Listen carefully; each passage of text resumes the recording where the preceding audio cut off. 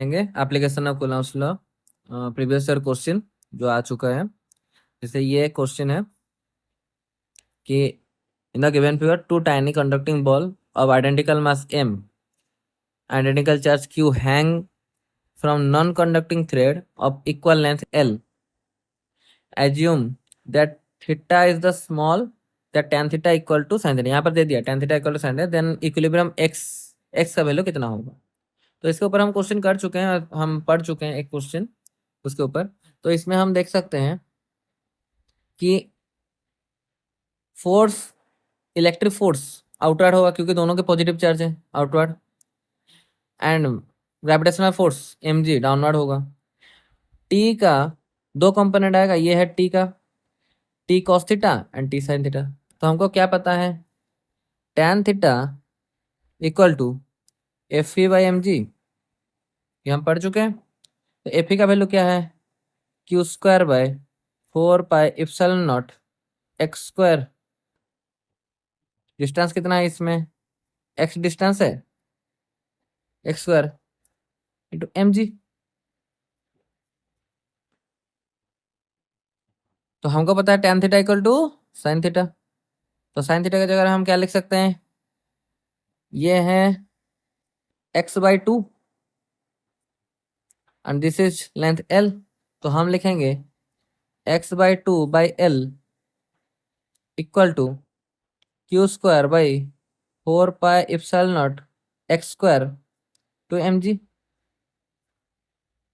तो यहाँ पर एक्स क्यू इक्वल टू कितना आ जाएगा, तो 2 ऊपर चला जाएगा, तो 2 Q square l by 4 pi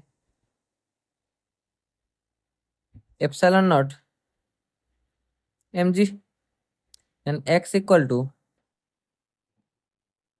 root Q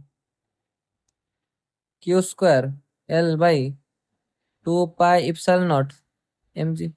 this is answer.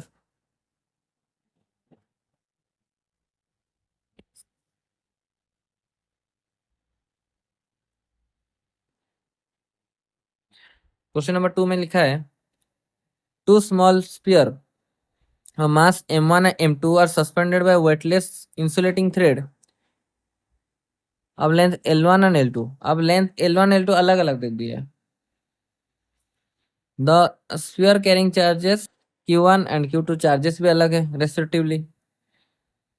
The sphere are suspended such that they are level with one another and the thread are inclined with vertical at angle theta. ये वाला theta value पूछ गया, theta 1 and theta 2। Which of the following condition, जिसमें theta 1 equal to theta 2 होगा। वो condition पूछ रहा है जिसमें थीटा 1 इक्वल टू थीटा 2 होगा।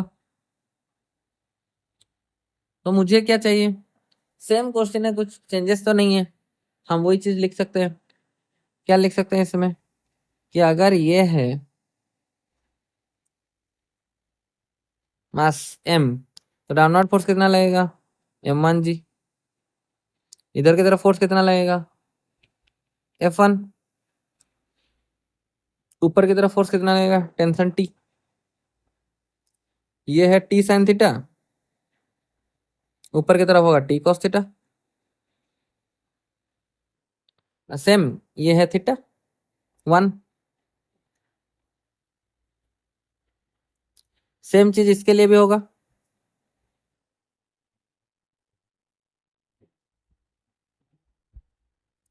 यहां पर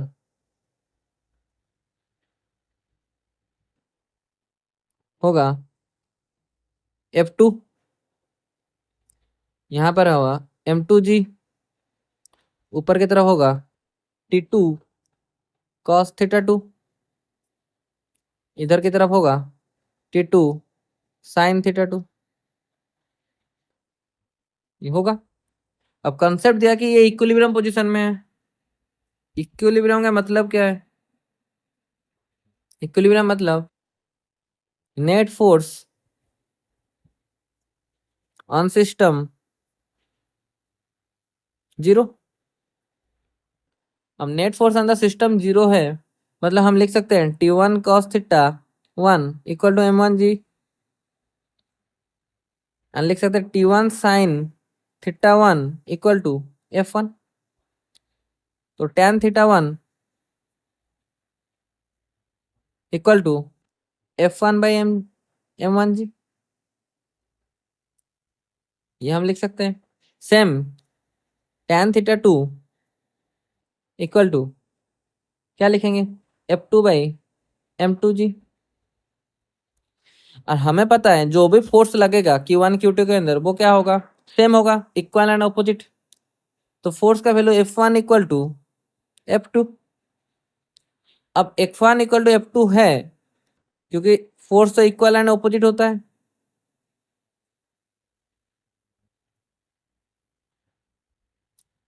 देन और हमें क्वेश्चन में पूछा theta if theta 1 equal to theta 2, तो किस में होगा, जब F1 by M1 G equal to F2 by M2 G होगा। अब जी तो सेम ही है and F1 is equal to F2 है, तो M1 equal to M2। This is the answer.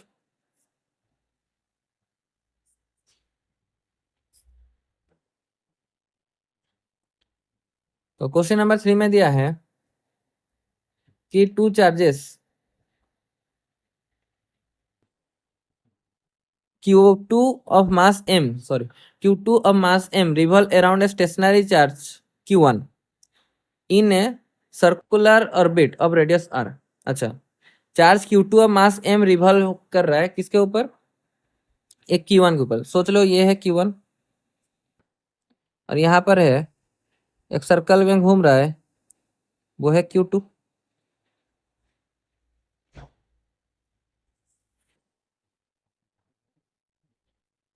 हो गया। तो चार्जेस यहाँ पर Q1 है और यहाँ पर एक चार्जेस है Q2 और ये सर्कल में घूम रहा है।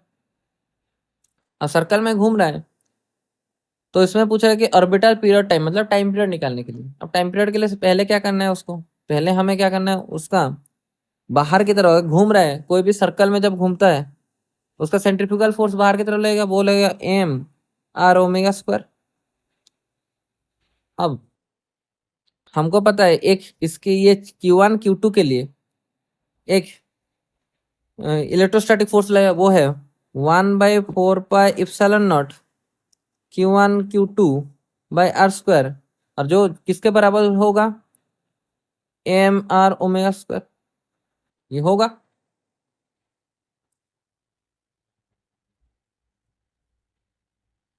तो हमें ओमेगा के वैल्यू में क्या आ जाएगा, omega is equal to 2 pi by T। तो इसको हम लिखेंगे 1/4 pi epsilon naught Q1 Q2 by R square is equal to MR 2 pi by T का होल स्क्वायर। तो इसमें T स्क्वायर का वैल्यू आ जाएगा 4 pi epsilon naught R square 4 pi square MR by Q1 and Q2। तो हमको के form में क्वेश्चन दिया है, तो 1/4 पाई एप्सिलॉन नॉट को हम लिख सकते हैं के। तो T equal to 4 pi square M R to the power by K Q1 Q2 to the power 1/2। तो आंसर है 4 pi square MR Q1 Q2। This is the answer.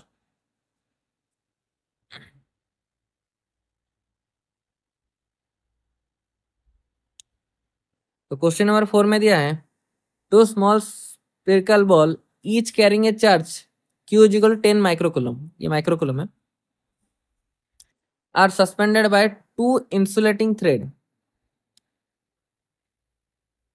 Of length 1 metre each, मतलब length दे दिया same, from a point of fixing in the ceiling same, it is found that equilibrium thread is separated at an angle 60 degree. तो what is the tension, अब question में पूछा है tension, तो tension के लिए हम थ्योरी में पढ़ चुके हैं क्या होता है, हमको पता है कि ये 1 मीटर है और ये 10 माइक्रोकूलम है पॉजिटिव, ये भी 10 माइक्रोकूलम है। पॉजिटिव। अब इसके ऊपर डिस्टेंस कितना है, आर है, एंगल कितना है 60 डिग्री, तो आधे एंगल कितना है 30 डिग्री। क्योंकि लेंथ सेम है और फोर्स भी सेम लगेगा, तो एंगल दोनों तरफ से आधा आधा होगा, ये 30 डिग्री वो भी 30 डिग्री। तो हम लिख सकते हैं इसके ऊपर इधर की तरफ फोर्स लगेगा एफ ई, ऊपर की तरफ फोर्स लगेगा टी कॉस 30 डिग्री, नीचे की तरफ फोर्स लगेगा एम जी, इधर की तरफ फोर्स लगेगा टी साइन 30 डिग्री। तो F equal to T sine 30 degree. F का वैल्यू कितना है, electrostatic force 1/4πε0 Q1 Q2 by r square equal to T sine 30 degree.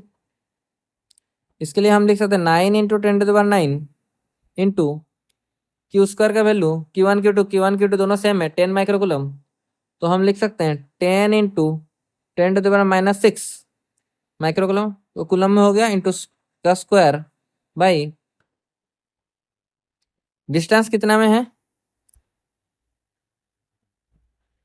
1 metre, क्योंकि ये है 1 मीटर, ये 1 मीटर, तो ये भी कितना होगा 1 मीटर। एंगल कितना है 60 डिग्री, तो इक्विलेटरल ट्रायंगल में क्या होता है, ये भी कितना हो जाएगा 1 मीटर, तो 1 मीटर का स्क्वायर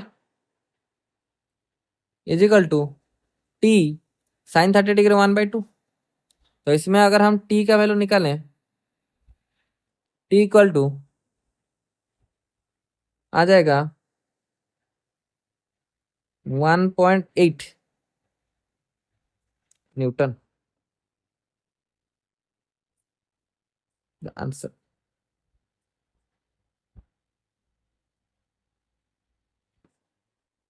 थैंक यू।